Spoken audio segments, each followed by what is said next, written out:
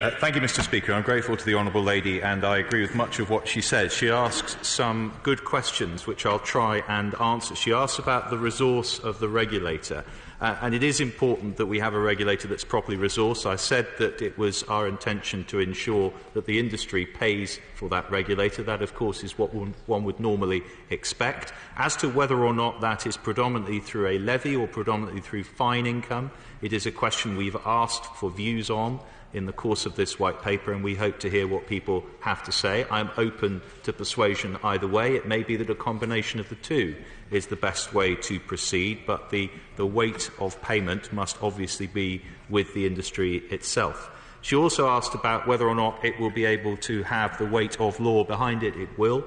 And as I've indicated, we will need to legislate to set up the regulator. It will need statutory underpinning, and I hope that she will be supportive of that effort when we bring legislation before the House. She makes a good point about online abuse of women and girls in particular.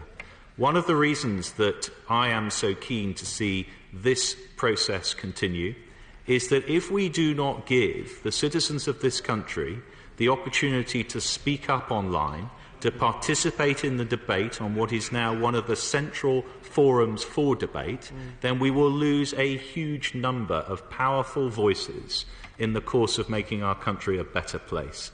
And for those who are women, those who are particularly young women, who feel that this is a hostile environment to participate in debate, we have a particular duty, and I believe the regulator will help us to address that duty.